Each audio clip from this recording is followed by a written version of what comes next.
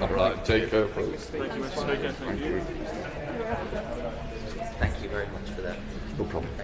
Right, we come to questions to the Church Commissioner, Rachael Maskell. Number 1, Mr. Speaker. Church Commissioner. Thank you, Mr. Speaker. With your permission, I would like to group questions 1 and 10. Churches nationwide provide chaplaincy and grief counselling services to hospices, patients and their families. Many modern hospices started off as church-affiliated institutions, thanks to the pioneering work of Dame Cicely Saunders. These are largely now affiliated to Hospice UK, which supports over 200 hospices across the UK, including the Royal Trinity Hospice near my own constituency of Battersea. Only a third of adult hospices in the UK receive funding provided by the state. The rest rely on charitable support, and there is considerable concern that the terminally ill adults bill may divert much needed funds from frontline care. Rachael Maskell. Thank you, Mr. Speaker. Hospices have charitable aims in providing palliative care at the end of life, but these could be compromised by the bill before Parliament tomorrow. What consultation and impact assessment has there been with hospices with a faith foundation on this measure, as I'm hearing that some hospices need an exemption or indeed they may close? I thank the Honourable Lady for her question, and to my knowledge I don't believe that there has been any consultation with any faith-connected organisations, and also I do not believe that there has been an impact assessment carried out. However, Hospice UK, the body to which most churches associated with hospices are affiliated, have surveyed the providers, staff and practitioners, and they have expressed concerns about the implementation of the bill in the following areas: on who will qualify, the impact of those who work in hospices, palliative and end-of-life care, those providers and staff who do not want to participate, and how a conscience clause will actually operate in practice, the financial impacts of hospitals and their future funding, and lack of public awareness of end-of-life care and the choices in provision. Paulette Hamilton. Thank you, Mr. Speaker. Can the Honourable Member for Battersea confirm if church-owned hospices will work together with independent hospices and other organisations to mitigate the potential impact of the end-of-life bill, and give a statement from across the whole sector? Thank you, Mr. Speaker. Marsha de Cordova. Thank you, Mr. Speaker, and I thank my honourable friend for her question on this, what I believe is an incredibly important issue, and I would refer her to the points that I made in my earlier response, but also it's worth highlighting that the General Synod of the Church of England has voted against changing the law on assisted suicide on 2 occasions in recent years, and both times by large majorities. The Association of Palliative Medicine and Hospice UK, to whom most chaplains and church-based hospices are affiliated, remain opposed to any change in law. The sector is also particularly concerned about the funding challenges that this will also bring, as was highlighted in the Select Committee report, which showed that funding for palliative care services fell by almost 5% in those countries like the Netherlands, Belgium and Luxembourg, where legalised assisted dying has actually been in place, and this is compared to those countries that hasn't, where there has been a 25% increase. Jim Allister. Would the Commissioner agree that hospices are about comforting the dying, surrounding them with care, and isn't that the very antithesis of the state involving itself in sanctioning and assisting suicide? I thank the honourable member for his questions, and if we think back to the founder of hospices and that care, it was founded on the principles of faith and that of Jesus Christ in terms of being caring and compassionate, and it is only right that those principles also ring true in ensuring that hospice care is there for those who need it. Shannon. Mr. Speaker, Minister, the very ethos of the church-owned hospitals is the sanctity of life. The Bible's very clear what it says in relation to that, and the church-owned hospices will reflect that and what they do. Does the Church Commissioner share my concern in relation to what could or could not happen tomorrow in relation to the assisted dying bill, and the fact that there could be a conflict between church-owned hospices and this House and the outcome of what comes tomorrow? Does the Honourable Lady share my concern about the sanctity of life and the importance of making sure we keep people alive? Thank you, Mr. Speaker. I think what is really important on this issue is the role that hospices and palliative care play in relation to end-of-life care.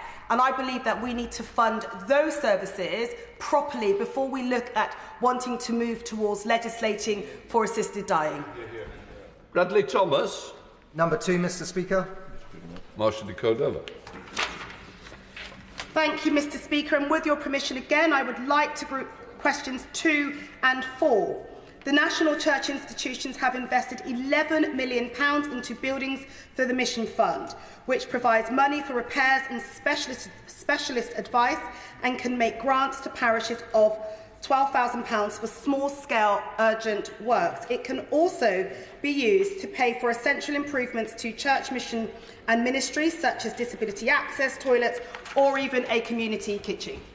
Bradley Thomas. Thank you, Mr. Speaker. My constituency is home to many historic churches which continue to be much loved and used by the community. This includes St John's Church in Bromsgrove, which dates from the 12th century but was predominantly constructed in the 14th and 15th century. This is a church that has had to raise many hundreds of thousands of pounds for the upkeep and maintenance of its spire.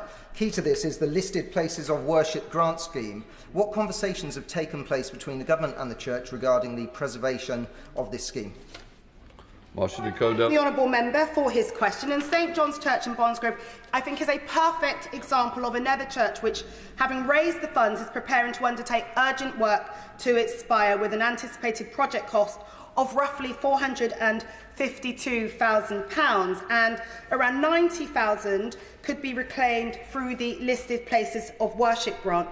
The scheme has already, as you probably know, has paid out £317 million since its inception in 2001 by the former Prime Minister Gordon Brown, and has assisted over 13,000 places. The scheme currently receives around 7,000 applications per annum and has a budget of £42 million. The Department for Culture, Media and Sports has assessed the scheme on numerous occasions. It does deliver the fairest possible system of making grants.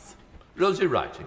Thank you, Mr. Speaker. St Andrew's Parish Church and Holy Trinity Church in my constituency are both listed buildings that provide vital community services. The former is saving for a heat pump and the latter for a new roof.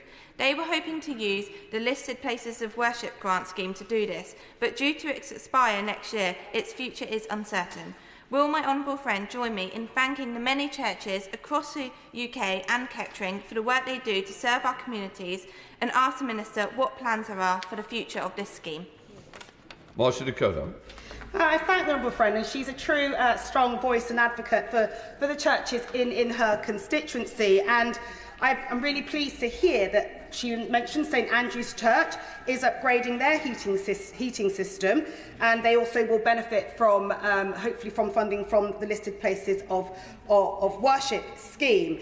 I also want to say to her, and I'm sure it will come up again during these questions, that this scheme really does make a huge difference to churches. Whilst many have to do much fundraising in their own communities, being able to rely on this particular scheme also helps with redress to help cover some of those costs.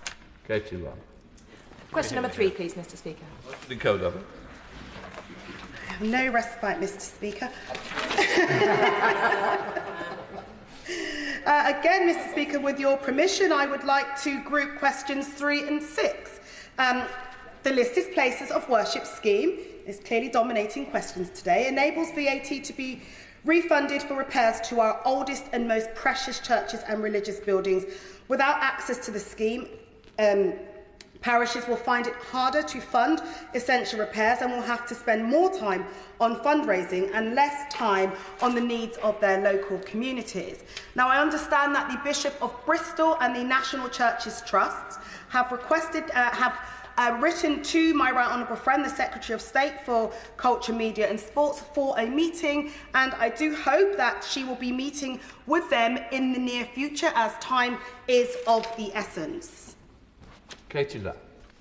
In rural areas like the Weald of Kent, our churches are vital public buildings, providing somewhere not just for the spiritual life of our villages and towns, but civic life too.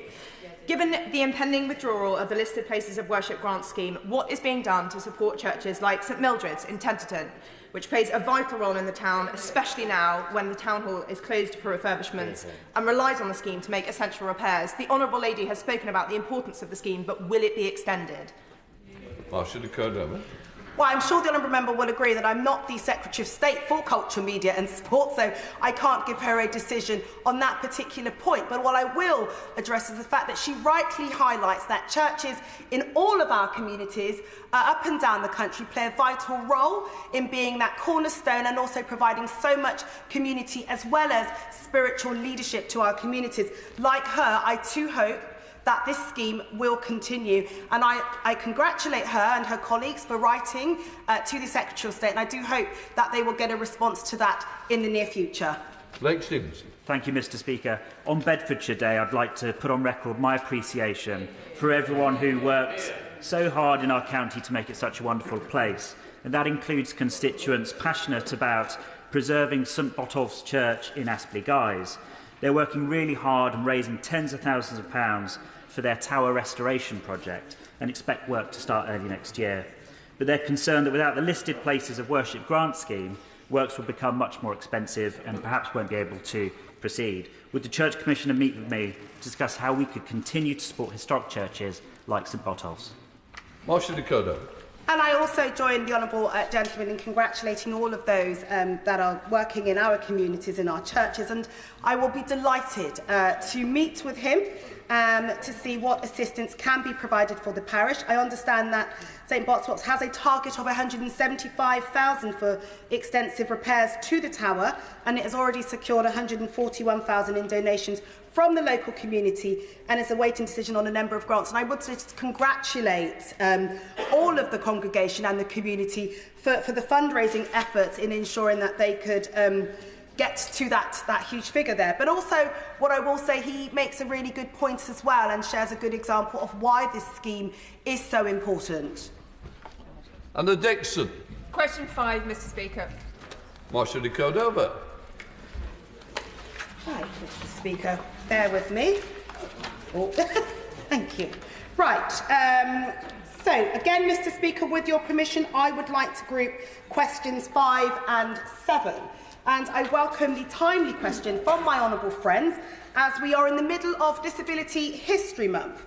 And the Church has started a project to support local parishes adapt their buildings to make our churches more accessible. It includes standardising signage to make accessibility obvious, training for church leaders and staff, and a grant scheme for adaptations. The Church also continues to develop worship and educational resources available nationally to people who are housebound and to their carers. And the Dixon. Thank you, Mr Speaker. In the report of the Archbishop's Commission on Reimagining Care, which I chaired, we recognise the important role of churches and faith communities in supporting older and disabled people. The report asked the Church of England to consider developing resources and capacity in local churches to adopt an asset-based approach to engaging disabled people and older people in their communities. So can my honourable friend, the Church Commissioner, update the House on what action the Church is taking to fulfil this recommendation? Judy Codo. Thank you, Mr Speaker. I want to pay tribute to my honourable friend for Shipley for chairing the Archbishop's Commission on Social Care, along with the pastoral visits made by clergy, and resources are made available nationally for disabled people or those who are housebound, and these include weekly Sunday services broadcast online on YouTube from a different parish each week, and it has thousands of unique viewers each week, and British Sign Language interpretation is also available. There is the Daily Hope telephone line, there is the Everyday Faith app, which has readings and reflections, and it is used by 3 million individuals and has been downloaded over 14 million times. There is also the daily prayer app with morning and evening prayer, and I should say since 2021 has reached over 2.75 unique listeners. Emma Lulbeck. Thank you very much, Mr. Speaker. South Tyneside Churches Together does amazing work through their Happy at Home hub, providing a range of services to the lonely and the isolated. I wonder, though, if my honourable friend can expand a little more on the Church's wider pastoral duties towards those who are in most need. Cordova. Thank you, Mr. Speaker, and I also again want to congratulate my honourable friend for all the wonderful work that is taking place in her constituency. Churches Together really are doing a fantastic job in terms of tackling the scourge, really, of isolation and loneliness, Mr. Speaker. And there are other projects as well that are recently started to support parishes with physical accessibility for their buildings, including church halls and other facilities. And what I would say as well, without the LPW grant scheme, it would make adaptation of some of our most historical churches harder to deliver at pace. 11. Mr. Speaker, St Mary's Church in my constituency. Number 8, Mr. Speaker. To the Cordova. Sorry, Mr. Speaker. Thank you. Excuse me. Thank you, Mr. Speaker. The historical churches of Northumberland are some of the oldest and most architecturally significant in our country. The 11 million Building for Missions Fund is available to any church to apply for their support. The Diocese of Newcastle is very grateful for the support of the Northumberland Historic Churches Trust and other local grant-making bodies. My honourable friend may also want to encourage his parishes to approach some of these excellent charities. Elaborate. Thank you, Mr. Speaker. St Mary's Church in Woodhall in my constituency hasn't been in operation for worship since 1973. It's one of the oldest, most historic churches in Northumberland, if not the country. It's under the care of Northumberland County Council now, but it's in a dilapidated state. Can my honourable friend give me some advice on who within the church I can contact to see if they can support the church to ensure that it's part of the history, part of the future, not just part of the history of our wonderful county? Marsha Dakota. Can I thank my honourable friend for his question? And he rightly highlights that this St Mary's Church in his constituency is one of the oldest, and really it is a charming example of a wonderful architecture. And I understand some of the challenges as the church has been closed for a long period of time, and it would be wonderful to see churches reopen, as we all would like to see churches open as opposed to many of them closed. But as a Grade 1 listed building on the National Heritage for England list, it would be eligible for grants for repairs and renovations. And there are a number of grant-making bodies which I'm very happy to write to my honourable friend about, but also I'm very keen to actually ask Church House if there are for further advice on who my honourable friend can speak to, as well as see what we can do in terms of working together to see how we can get his church reopened. Martin Vickers. Thank you, Mr. Speaker. It's not just in Northumberland where we have many historic churches. The village of Ashby-cum-Fenby in my constituency has recently shown that the local community will come together to support the local church, but vital to that is leadership. And with priests being spread now throughout so many different parishes, it becomes more and more difficult to provide that leadership. Can the Honourable Lady give an assurance that the Church will do all it can to ensure that our smaller villages are not neglected and that there are regular services and leadership by the ordained priest? Tenuous link, but good luck with that, Marsha.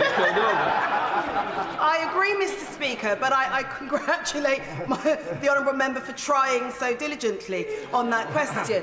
What I will say to him is I will happily write to him with a response to that, if that's okay. Imsasa. Number 9, sir. Thank you, Mr. Speaker. And actually, I'm very grateful to my honourable friend for turning our attention to Gaza. Only 12 of Gaza's 36 hospitals are still in operation, offering mainly basic care. And the Anglican-run Al-Hali Hospital has remained operational despite facing huge difficulties, mainly due to the dedication of its hard-working staff and the leadership of Sahalia Taranzi, who is the director. The hospital is to receive £3.4 million of support from the UN Development Programme, as well as the Palestinian American Medical Association. That was announced last week. But this vital work cannot begin without an immediate ceasefire and a pathway to peace. James Ashley. Thank you, Mr. Speaker, and I thank my honourable friend for her answer. Honourable members will have noted the progress that has been made on a ceasefire in Lebanon, but does my honourable friend agree, as she just mentioned, that without a ceasefire in Gaza, the £3.4 million that has been allocated to the Al-Ahli Hospital by the UN Development Programme will not be spent? And given the scale of the humanitarian crisis, the desperate need for medical aid and the onset of winter, that is likely to lead to further suffering and greater numbers of deaths. Marsha. Thank you, Mr. Speaker. And yes, he's absolutely right. We all welcome the Lebanon and Hezbollah we all welcome the ceasefire arrangements with Israel and Lebanon, but we need a ceasefire in Gaza. The community in northern Gaza are reliant on the Anglican Al-Hali Hospital for much of its healthcare. And the hospital is seeing over 1,000 emergency patients a day and have to use the library and the actual historic church as wards, given the rest of the hospital has been largely destroyed by the Israeli forces. And it is essential, Mr. Speaker, that, yes, we absolutely need that ceasefire, but we also need humanitarian aid to get in, as well as vital medical supplies and fuel and other resources so that the rebuilding of infrastructure can begin. As we know that there are huge challenges in relation to access being given at those checkpoints in Gaza.